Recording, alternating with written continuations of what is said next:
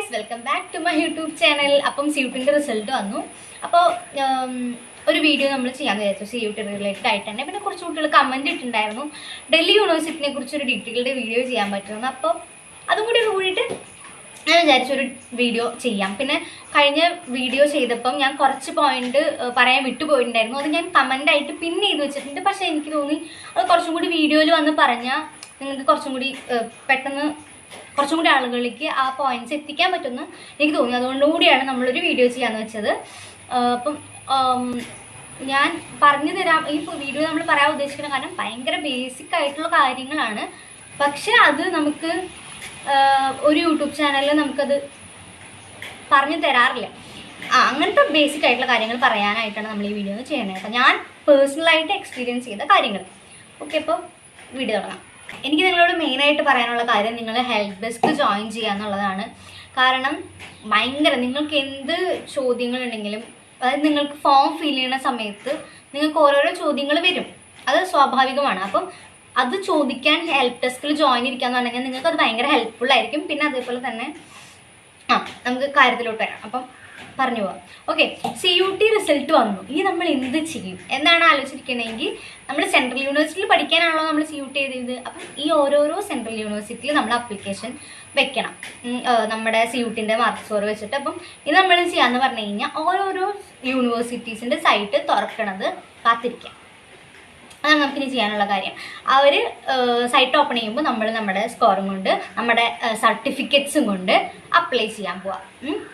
അപ്പോൾ നമ്മുടെ സർട്ടിഫിക്കറ്റ് ഞാൻ കഴിഞ്ഞ വീഡിയോയിലൊക്കെ പറഞ്ഞിട്ടുണ്ട്. നമ്മുടെ ആവശ്യമുള്ള എല്ലാ സർട്ടിഫിക്കറ്റും എടുത്ത് വയ്ക്കാൻ നോക്കുക. NCL ആണെങ്കിലും EWS ആണെങ്കിലും എല്ലാം ഇവർ ചോദിക്കുക ഒരു ഏപ്രിൽ മാസം കഴിഞ്ഞിട്ടുള്ളത് തൊട്ടുള്ള സർട്ടിഫിക്കറ്റാണ് ചോദിക്കുക. അപ്പോൾ ഇപ്പോഴും നിങ്ങൾക്ക് സമയമുണ്ട്. നിങ്ങൾ ഏതെങ്കിലും ഒരു സാഹചര്യം മൂലം നിങ്ങളുടെ കയ്യിൽ ഇപ്പോഴും ഏപ്രിൽ കഴിഞ്ഞിട്ടുള്ള സർട്ടിഫിക്കറ്റ് എല്ലാം ഉണ്ടെന്നുണ്ടെങ്കിൽ ഇപ്പം തന്നെ പോയിട്ട് അപ്ലൈ ചെയ്യുക. ഒരു 3-4 ദിവസത്തിനുള്ളിൽ നമുക്കത് കിട്ടും. CUTൻ്റെ ആവശ്യത്തിനാന്ന് പറഞ്ഞാൽ മതി. ഓൾറെഡി സർട്ടിഫിക്കറ്റ് ഉണ്ടെങ്കിലും എടുത്ത് വെക്കുക. മീൻസ് ഈ ഏപ്രിൽ കഴിഞ്ഞിട്ട് അല്ലാന്നുണ്ടെങ്കിൽ എടുത്ത് വെക്കുക. സെൻട്രൽ പർപ്പസ് ആയിട്ട് എടുക്കണം കേട്ടോ.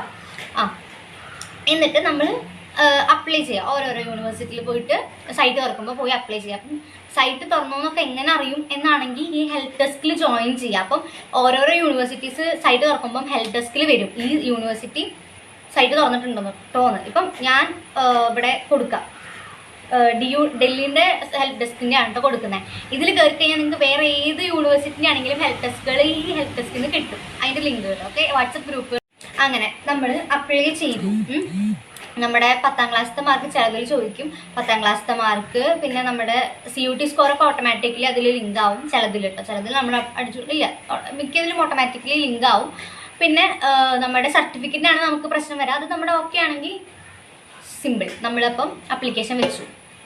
ചില യൂണിവേഴ്സിറ്റിയിൽ ഓരോരോ കോഴ്സിനായിരിക്കും പൈസ. അതായത് ഒരു യൂണിവേഴ്സിറ്റിയിൽ തന്നെ ഒരു കോഴ്സ് വെക്കുമ്പം ഈ പൈസ, ആ യൂണിവേഴ്സിറ്റി തന്നെ വേറെ കോഴ്സ് വെക്കുമ്പോൾ ഓരോരോ കോഴ്സിനായിരിക്കും ഒരു ചെറിയ എമൗണ്ട്, 200 രൂപയൊക്കെ ആവുള്ളൂ, 200-300 ഒക്കെ ആവുള്ളൂ ഓരോരോ കോഴ്സിന്. ചിലതിന് ഡിഫറെൻ്റ് ആയിരിക്കും. ചിലപ്പം 3 കോഴ്സ് വെച്ചാലും ഈ 200-300 തന്നെ ആവുള്ളൂ. അങ്ങനെ ആയിരിക്കും ഇതൊരു നമ്മൾ അപ്ലൈ ചെയ്യുമ്പോൾ വരുന്നത്. ഡൽഹി യൂണിവേഴ്സിറ്റിൻ്റെ ഞാൻ ഇത് കഴിഞ്ഞിട്ട് പറയാം. ഏകദേശം സിമിലറൊക്കെ തന്നെ. പിന്നെ അത് കഴിഞ്ഞ് നമ്മൾ അപ്ലൈ ഒക്കെ ചെയ്ത് കഴിഞ്ഞ് പിന്നെ നമ്മൾ അലോട്ട്മെൻറ്റിന് വേണ്ടിയിട്ട് നമ്മൾ വെയിറ്റ് ചെയ്തിരിക്കും. അപ്പോൾ അലോട്ട്മെൻറ്റ് വരുന്നതും ഈ ഹെൽപ്പ് ഡെസ്കിൽ പറയും കേട്ടോ, അലോട്ട്മെൻറ്റ് വന്നു എന്നുള്ളത്. ഇനി അലോട്ട്മെൻറ്റ് വന്നു കഴിഞ്ഞ് കഴിഞ്ഞാൽ എങ്ങനെയായിരിക്കും സംഭവം എന്ന് പറയാം. ചിലപ്പോൾ പല യൂണിവേഴ്സിറ്റിയിൽ പലതാണോ, അതും ആദ്യം തന്നെ പറയട്ടെ.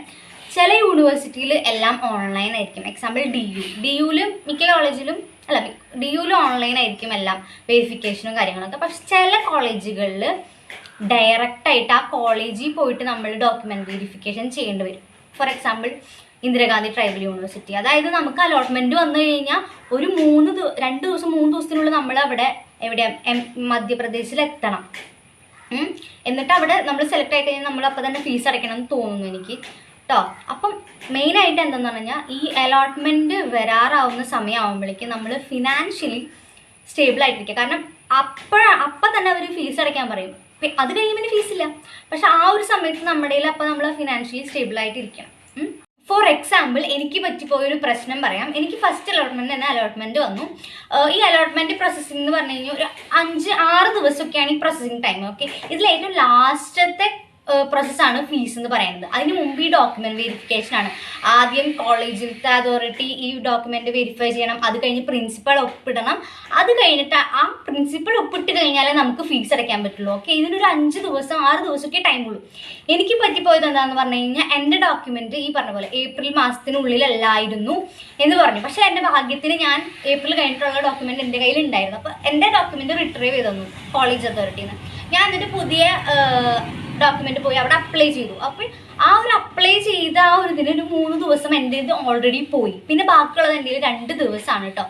ഈ 2 ദിവസത്തിലുള്ളപ്പോഴാണ് എൻ്റെ പ്രിൻസിപ്പൾ ഒപ്പിട്ടു ഫീസ് അടയ്ക്കാൻ പറഞ്ഞത്. ഫീസ് ആണെങ്കിൽ ഒരു അത്യാവശ്യം വലിയ എമൗണ്ട് എനിക്ക് അത് ഒറ്റയടിക്ക് അടയ്ക്കാനും പറഞ്ഞു. പിന്നെ ഒരു ദിവസം ഉള്ളൂ. അപ്പം ഞാനത് ഒട്ടും എക്സ്പെക്ട് ചെയ്തിരുന്നില്ല. അതായത് ഒരു ദിവസം കൊണ്ട് ഞാൻ ഇത്രയും എമൗണ്ട് അറേഞ്ച് ചെയ്യണം. ഓക്കെ, അപ്പം ഞാൻ ഭയങ്കര ടെൻഷനായി പോയി. എനിക്ക് ഒരു ദിവസം കൊണ്ട് ഞാൻ എങ്ങനെ ഇത്ര എമൗണ്ട് അറേഞ്ച് ചെയ്യും? കാരണം എമൗണ്ട് അടച്ചില്ല അവയ്ക്ക്, അലോട്ട്മെന്റ് ക്യാൻസൽ ആവും. പിന്നെ നമുക്ക് ആ കോളേജിൽ അഡ്മിഷൻ എടുക്കാൻ പറ്റില്ല, DUയിൽ അഡ്മിഷൻ എടുക്കാൻ പറ്റില്ല. അപ്പം അതുകൊണ്ടാണ് ഞാൻ പറയുന്നത്, നിങ്ങൾ ഫിനാൻഷ്യലി സ്റ്റേബിളായിട്ട് വെക്കുക.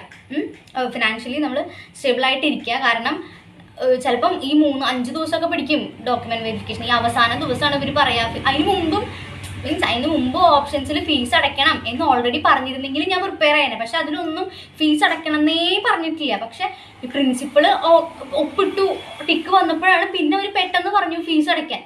അപ്പം അത് ഓൾറെഡി അതിലും വന്നിട്ടുണ്ടായിരുന്നില്ല, എനിക്കത് മുമ്പ് അറിയുന്നുണ്ടായിരുന്നില്ല. അപ്പം അത് ഞാൻ പെട്ടെന്ന് ടെൻഷനായി. അത് ആരും പറഞ്ഞു തരില്ല. അതുകൊണ്ട് ഞാൻ ഇപ്പോഴേ പറയാണ്, അലോട്ട്മെന്റ് വന്നു കഴിഞ്ഞാൽ ഫീസ് അടയ്ക്കാൻ പറയും. ഓക്കെ, അതാണ്. പിന്നെ ട്രാവൽ ചെയ്യാൻ, അതായത് മധ്യപ്രദേശ് വരെ പോവാനായിട്ടുള്ളൊരു മെന്റലി നമ്മളതൊരു കൂടിയിട്ടുള്ളൊരു മെന്റലി നമ്മൾ അലോട്ട്മെന്റ് വരുന്നു കഴിഞ്ഞ് കഴിഞ്ഞാൽ നമ്മൾ ചിലപ്പോൾ ഇത്രയും ദൂരം ട്രാവൽ ചെയ്യേണ്ടി വരും എന്ന് നമ്മൾ മെന്റലി കൂടി നമ്മൾ അതിനൊന്ന് പ്രോസസ് ചെയ്ത് വെക്കാം ഓൾറെഡി. ഓക്കെ, അപ്പം സംഭവം എന്ന് പറഞ്ഞു കഴിഞ്ഞാൽ ആ ഒരു പെട്ടെന്നായിരിക്കും ഫീസ് അടയ്ക്കേണ്ടി വരാം. അപ്പം തന്നെ നമ്മൾ ആ ഒരു 2 ദിവസം 3 ദിവസത്തിനുള്ളിൽ അടയ്ക്കും വേണം.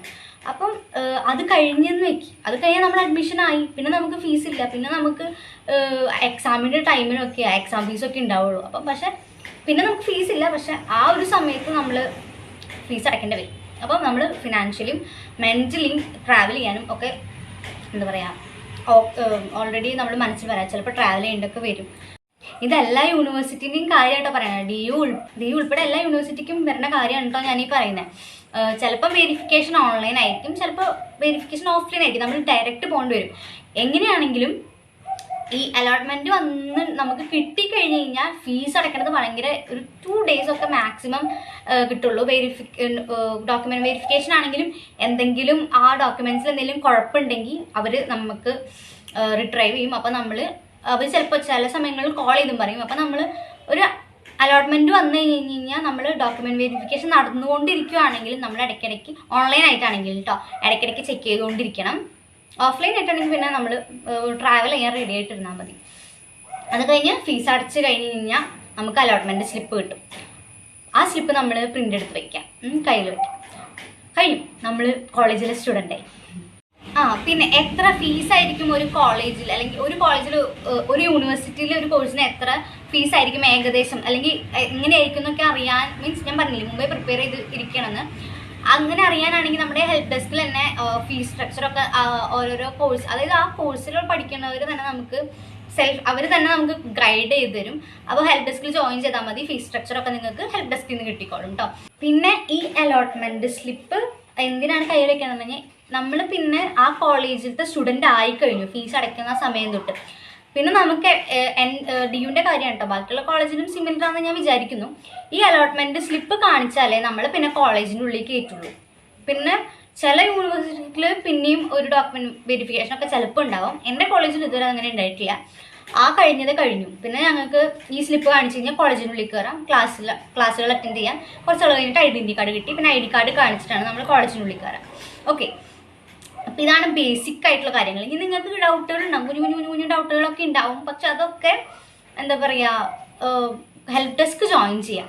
ഹെൽപ്പ് ഡെസ്കിലാകുമ്പോൾ ഭയങ്കര വ്യക്തമായിട്ട് ക്ലിയർ ആയിട്ട് അവർ പറഞ്ഞു തരും. ചിലപ്പോൾ എനിക്ക് അത്രയ്ക്കും ക്ലിയർ ആയിട്ട് പറഞ്ഞു തരാൻ പറ്റില്ല. ഞാൻ വളരെ ബേസിക് ആയിട്ടുള്ള കാര്യങ്ങളാണ് പറഞ്ഞത്. അവർ നിങ്ങൾക്ക് ക്ലിയർ ആയിട്ട് എല്ലാം പറഞ്ഞിട്ട് പറഞ്ഞു തരും. ഓക്കെ, ഇനി നമ്മൾ ഡി യുയിലേക്ക് കടക്കാണ്. ഡി യുയിൽ പറയുമ്പം ഒരു ഇത്തിരി വ്യത്യാസമുള്ളതെന്ന് പറഞ്ഞു കഴിഞ്ഞാൽ നമ്മൾ ഫസ്റ്റ് ഫേസ് സെക്കൻഡ് ഫേസ് എന്ന് പറഞ്ഞിട്ടാണ് നടക്കുക. Okay, first phase already July പകുതിയൊക്കെ ആയപ്പോഴേക്കും തുടങ്ങി. നമ്മൾ നമ്മുടെ ബേസിക് ആയിട്ട് നമ്മുടെ +2 പാസ്സായ മാർക്കും കാര്യങ്ങളൊക്കെ ഫില്ല് ചെയ്ത് നമ്മൾ ഡി യു രജിസ്റ്റർ ചെയ്തിട്ടാണ്. അപ്പോഴാണ് നമുക്കൊരു 200 രൂപ അങ്ങാണ്ടാണ് നമ്മൾ രജിസ്റ്റർ ചെയ്തിടുമ്പോഴുള്ള പൈസ. ഓക്കെ, അത് കഴിഞ്ഞ് കഴിഞ്ഞാൽ സെക്കൻഡ് ഫേസ് ഇനി തുറക്കുമ്പം പിന്നെ നമുക്ക് പൈസ അടയ്ക്കണമെന്നില്ല. പിന്നെ നമ്മൾ ഡി യുവിൻ്റെ ഓരോരോ യൂണിവേഴ്സിറ്റീസ് പ്രിഫറൻസ് വെക്കുകയാണ് വേണ്ടത്. ഡി യുവിൽ നമുക്കറിയാം യൂണിവേഴ്സിറ്റി അല്ല, കുറേ കോളേജസ് ഉണ്ട്.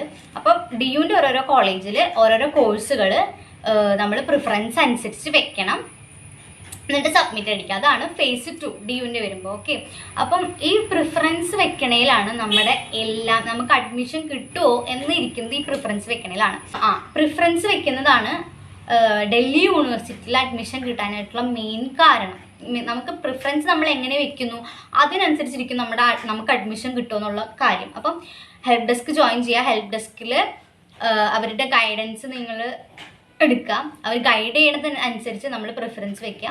ഓക്കെ, അതാണ് നമുക്ക് ചെയ്യാൻ പറ്റുന്ന ഏക കാര്യം. അപ്പം ഞാൻ ഹെൽപ്പ് ഡെസ്കിൻ്റെ മൈത്രീൻ്റെ IG-ൻ്റെ ID ആണ് ഈ തരുന്നത് കേട്ടോ. ഓക്കെ, ഈ തരുന്നത് ഈ ID-യിൽ കയറിയിട്ട് അവർക്ക് മെസ്സേജ് അയക്കുക. അപ്പോൾ വാട്സപ്പ് ഗ്രൂപ്പിൻ്റെ ലിങ്ക് അവർ ഷെയർ ചെയ്യും.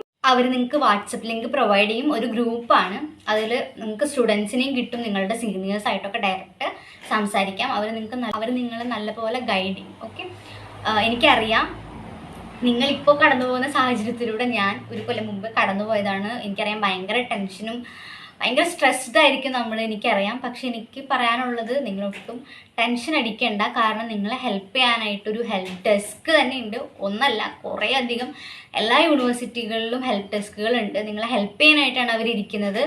അപ്പോൾ ഒട്ടും തന്നെ ടെൻഷൻ അടിക്കേണ്ട. They are there to help you. All the best. നിങ്ങൾ ആഗ്രഹിച്ച യൂണിവേഴ്സിറ്റീസ് കിട്ടട്ടെ, ആഗ്രഹിച്ച കോഴ്സുകൾ കിട്ടട്ടെ. ഇത്രയും ഫൈറ്റ് ചെയ്ത് വന്നു. ഇനി നിങ്ങൾക്ക് നല്ലോണം അടിച്ചു പൊളിച്ച് പഠിക്കാൻ പറ്റട്ടെ. All the best.